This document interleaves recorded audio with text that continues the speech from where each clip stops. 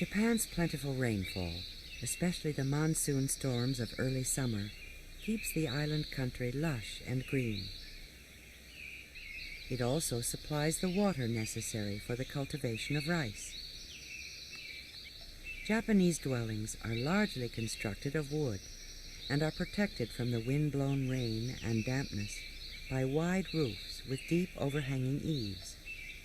In order to provide a dry living space, the floors are elevated a few feet above the soggy ground. They are covered by thick straw tatami mats, which provide a comfortable surface for sitting on the floor. They also are a standard of measure of interior spaces, from the humblest house to the largest palace. Traditional interiors are spacious and open, with few solid walls, allowing cool, drying breezes to pass freely through the entire building. These large spaces, broken only by the pillars which help support the roof, also provide plenty of room for large gatherings of people. To create smaller, more intimate and private areas, the Japanese use a number of ingenious methods to divide the space. One of the earliest and most versatile formats was the folding screen. Known in Japanese as byobu, literally wind barrier, folding screens were imported from Korea as early as the 7th century. Constructed by pasting paper over a light wooden lattice, panels were connected by paper hinges. Depending upon the intended use, the number of panels varied widely. There were 2, 3, 4, 6, and even 8 paneled screens. From extremely low to medium and tall, byobu were also created in a variety of heights. The most popular format seems to have consisted of 6 panels, which, taken together, measure about 5 feet high and 12 feet long.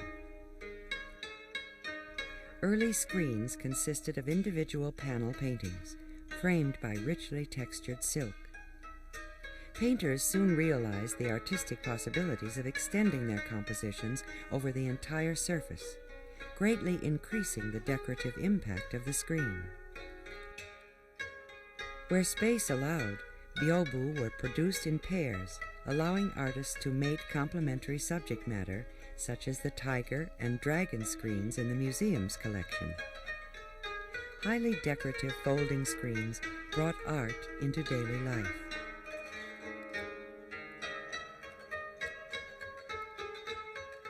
They were also very functional. Light and portable, they were taken on picnics to block the wind. Inside, they provided protection from chilly drafts. Arranged to create a small enclosure, they helped to provide a degree of privacy from the other inhabitants of the house.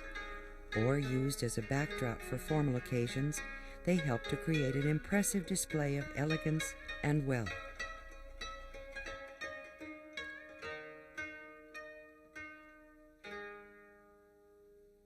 Another method of partitioning interior spaces within traditional Japanese buildings was accomplished by installing sliding doors, called fusuma, between the interior pillars.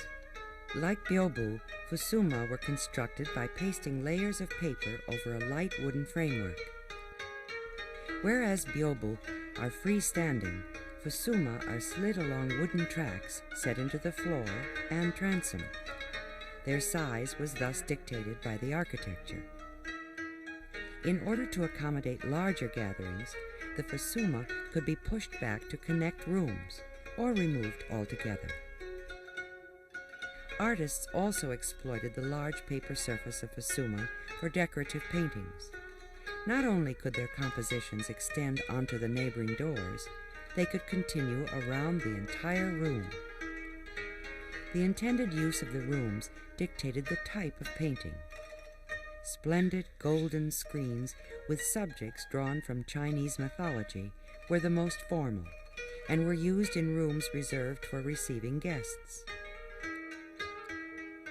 Subtler, evocative landscapes in pure ink were appropriate for more private quarters.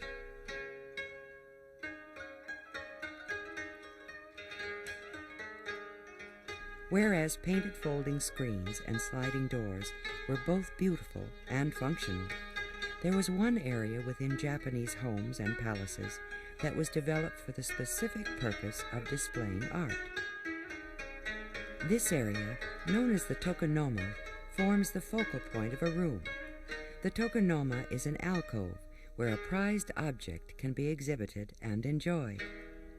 This special area is distinguished from the rest of the room by its raised, highly polished or lacquered wooden base. The most common object displayed in the Tokonoma is a kakemono, or hanging scroll. Early hanging scrolls were imported from China for use in Buddhist ceremonies.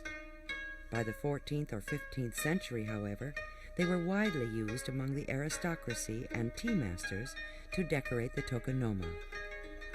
Unlike Western oil paintings, which consist of canvas stretched over a rigid wooden framework and displayed for long periods of time, hanging scrolls are much more flexible. Paintings are usually rendered on fine silk or paper. Depending upon the style and subject, a mounter selects pieces of brocade to border the top and bottom of the painting. This is surrounded by plain or patterned silk and attached to a wooden dowel. This flexible format allows hanging scrolls to be rolled up for compact storage. Hanging scrolls for the Tokonoma are changed frequently, reflecting the owner's sensitivity to the season, occasion, and the tastes and artistic interests of his guests. Hanging scrolls, folding screens, sliding doors.